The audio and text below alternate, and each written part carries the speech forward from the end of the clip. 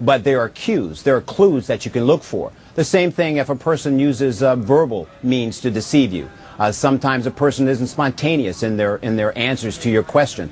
A person repeats your question. A person sometimes finds it's very difficult to answer a simple question.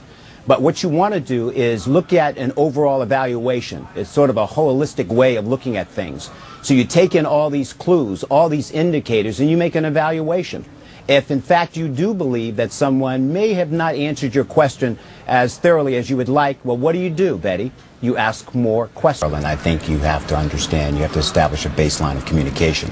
I'm hoping that over the period of time that you've had this teenager, you know what good behavior is and bad behavior. You have to establish a base idea. I'm going to applaud anything that we can do to hopefully stop potential terrorists or individuals into the United States with hostile intent. I think that's very important. So yes, I will applaud it. Freedom is not a choice, it's a right.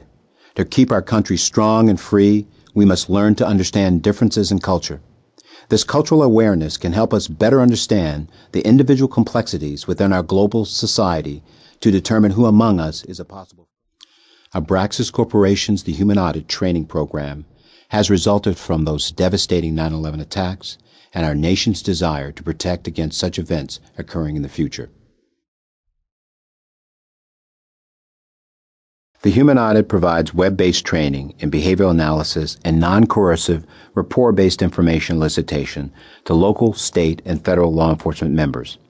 If your goal is to identify potential terrorists, those seeking to enter the United States to engage in potentially hostile activities, there are opportunities to do this when the potential terrorist arrives and before he is operating within the United States.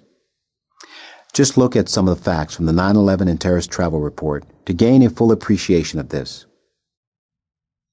These entries occurred during a period when approximately 20 million people applied for visas and more than 10 million people came into the U.S. through 220 ports of entry. During this period, 19 hijackers embedded themselves into the U.S. culture. They circumvented the U.S. system by obtaining driver's licenses, identification cards, and evaded local and state police during routine traffic stops. The Human Audit addresses the behavioral responses people have to stress encountered during the course of the communication process. The program's 9 instructional modules are designed to teach you to recognize telltale signs of both deceptive and truthful behavior encountered daily. Once you've learned to identify the behaviors associated with people attempting to practice deception, you will then be exposed to rapport-based interviewing techniques. These techniques are designed to resolve incompatibilities between nonverbal behavior and deceptive verbal statements and are complementary to the interviewing skills routinely employed during the course of your daily activities.